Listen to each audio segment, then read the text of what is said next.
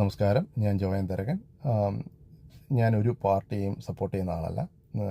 ജനങ്ങൾക്ക് നല്ലതായിട്ട് ഏത് പാർട്ടി ചെയ്താലും അത് പോയിൻ്റ് ഔട്ട് ചെയ്യാൻ താല്പര്യപ്പെടുന്ന ഒരാളാണ്. ഞാൻ അമേരിക്കയിൽ നിന്നാണ് സംസാരിക്കുന്നത്.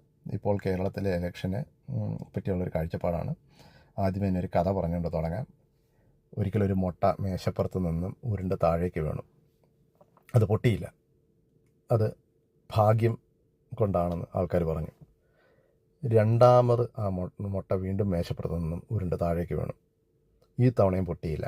അപ്പോൾ അതൊരു എക്സ്പീരിയൻസ് കൊണ്ടാണ് പൊട്ടാഞ്ഞതെന്ന് കണ്ടുവന്നവർ പറഞ്ഞു. മൂന്നാമത്തെ തവണ ആ മേശയിൽ നിന്ന് അതേ മുട്ട വീണ്ടും ഉരുണ്ട് താഴേക്ക് വീണു. ഈ തവണ പൊട്ടി. അപ്പോൾ അതെന്തുകൊണ്ടാണെന്ന് പറഞ്ഞു കഴിഞ്ഞാൽ അതിൻ്റെ ഓവർ കോൺഫിഡൻസ്. അതാണ് ഇപ്പോൾ കമ്മ്യൂണിസത്തിന് പറ്റിയത് കേരളത്തിൽ. ഇനി നമുക്ക് കോൺഗ്രസ്സിലേക്ക് നോക്കാം. കോൺഗ്രസ്സിൽ നല്ല വ്യക്തമായ കാഴ്ചപ്പാടുള്ള ചില ആൾക്കാരൊക്കെ ഉണ്ട്. രമേഷ് പിഷാരടി പോലുള്ളവരൊക്കെ വളരെ വ്യക്തമായ കാഴ്ചപ്പാടിൻ രാഷ്ട്രീയ വീക്ഷണവും നിരീക്ഷണവും ഒക്കെ ഉള്ളവരാണ്. പക്ഷേ ഇനി ഒരു 15 വർഷത്തിനുള്ളിൽ കേരളം BJP കൊണ്ടുപോകും. അതിന് മറ്റൊന്നും കാരണമല്ല. നമ്മുടെ ഇന്ത്യ ഇപ്പം ഫാസിസത്തിൻ്റെ ഒരു പീക്ക് പോയിന്റിൽ എത്തി നിൽക്കുകയാണ്.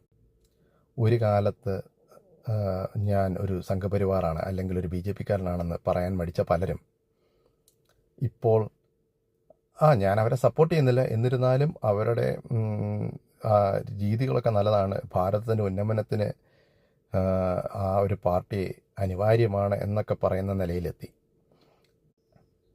ഈ ഫാസിസത്തെ സപ്പോർട്ട് ചെയ്യുന്നവർക്കൊരു പാറ്റേൺ ഉണ്ട്. അവർക്കറിയാം വർഗീയതയും ഒരു ഗ്രൂപ്പിനെ അടിച്ചമർത്തുന്നതൊക്കെ തെറ്റായ കാര്യമാണ് ഒരു സിവിലൈസ്ഡ് വേൾഡിലെന്ന്. അപ്പോൾ അവർ അതിനുള്ള അവരുടെ ഏറ്റവും വൈൽഡസ്റ്റ് സൈഡ് വെളിയിലേക്ക് വരുത്തുവാൻ വേണ്ടിയുള്ള അല്ലെങ്കിൽ എടുക്കുവാൻ വേണ്ടിയുള്ള ഒരവസരത്തിന് വേണ്ടി വെയിറ്റ് ചെയ്യും. അത് മനുഷ്യൻ്റെ ഒരു നേച്ചറാണ്. അവരുടെ ഏറ്റവും മൃഗീയമായ വശം ഒരിക്കലും ഒരു സിവിലൈസ് സൊസൈറ്റിയിൽ അങ്ങനെ കാണിക്കത്തില്ല. ഇതിനൊരു കോൺസിക്വൻസ് ഇല്ല എന്നുള്ളൊരവസ്ഥ വരുമ്പോൾ മാത്രമേ അവരത് വെളിയിലെടുക്കൂ. അത് ഹ്യൂമൻ നേച്ചറാണ്. ഇനിയിപ്പോൾ കേരളത്തിൽ വരാൻ പോകുന്നത് എന്താണെന്ന് പറഞ്ഞു കഴിഞ്ഞാൽ, ഉള്ളിൽ കാവി അണിഞ്ഞിരിക്കുന്നതും പുറത്ത് വെള്ളവസ്ത്രം ധരിച്ചിരിക്കുന്ന പലരും പുറത്തേക്ക് വരും. അവരുടെ തനി നിറം കാണിച്ചു തുടങ്ങും. അപ്പോൾ കേരളവും താമസിയാതെ BJPയിലേക്ക് മാറും.